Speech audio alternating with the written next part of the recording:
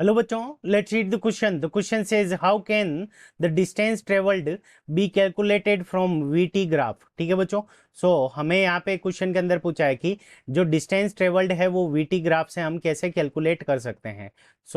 इस क्वेश्चन को करने के लिए हम क्या करेंगे, की कंसेप्ट अप्लाई करेंगे। की कंसेप्ट, अब की कंसेप्ट के अंदर हम सबसे पहले जो वीटी ग्राफ है उसको देखेंगे। तो वीटी जो ग्राफ होता है वो हमारा क्या होता है, वेलोसिटी टाइम ग्राफ होता है। ठीक है बच्चों, वेलोसिटी टाइम ग्राफ होता है। तो वेलोसिटी टाइम ग्राफ होता है और वन डायमेंशनल मोशन जो होता है उसके लिए हमारी जो डिस्टेंस होती है एंड डिस्प्लेसमेंट होती है फॉर वन डायमेंशनल ग्राफ। ठीक है बच्चों, जो वन डायमेंशनल मोशन के लिए हमारी क्या होती है कि डिस्टेंस और डिस्प्लेसमेंट हमारी क्या होती है, इक्वल होती है। ठीक है बच्चों, distance and is equals to displacement, ये दोनों वैल्यू हमारी क्या होती है, वन डायमेंशनल मोशन के लिए ये दोनों वैल्यू हमारी क्या होती है, इक्वल होती है। अब इसके हम एरिया कैसे कैलकुलेट कर सकते हैं, डिस्टेंस।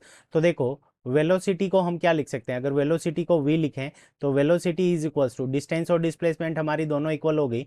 तो वेलोसिटी इज इक्वल्स टू हम क्या लिख सकते हैं, डिस्टेंस डिवाइडेड बाई टाइम। ठीक है बच्चों, डिस्टेंस डिवाइडेड बाई टाइम। यहाँ से हमारे पास में वेलोसिटी की वैल्यू आ गई।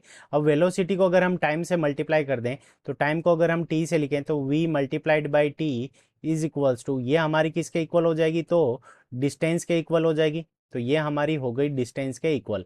तो यहाँ से हमें ये पता चला कि अगर हम वेलोसिटी टाइम ग्राफ का जो एरिया निकाल लें तो उससे हमारे पास में डिस्टेंस आ जाएगी। यहाँ से हम क्या कर सकते हैं, area under VT graph, area under VT graph, area under VT graph represent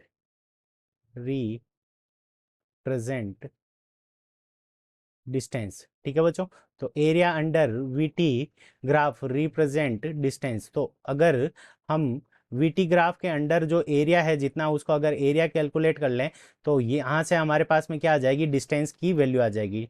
इसको हम विद एग्जांपल समझ लेते हैं। तो यहाँ पे वाई डायरेक्शन के अंदर वेलोसिटी है और यहाँ पे एक्स डायरेक्शन के अंदर हमने टाइम पीरियड को रिप्रेजेंट किया है। अब यहाँ पे टाइम पीरियड टी बराबर 0 है, तो उस कंडीशन के अंदर वेलोसिटी 0 है।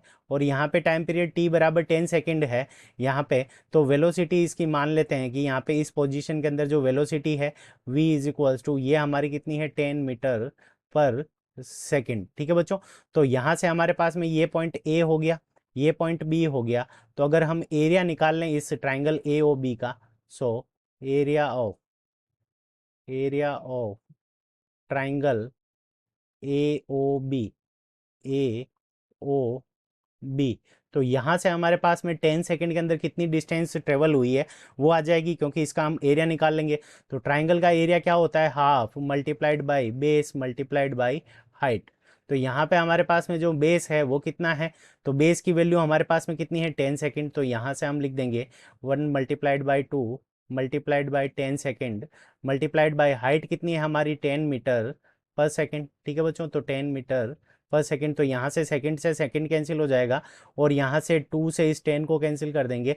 तो यहाँ से हमारे पास में जो डिस्टेंस ट्रेवल आ जाएगी, यानी 10 सेकेंड के अंदर जो डिस्टेंस ट्रेवल होगी वो हमारी कितनी आ जाएगी, 50 मीटर्स। यहाँ से हमने इसका एरिया कैलकुलेट किया और एरिया कैलकुलेट करते ही हमारे पास में डिस्टेंस कितनी आ गई, 50 metres. This is our correct answer. I hope you understood it well. Best of luck, thank you.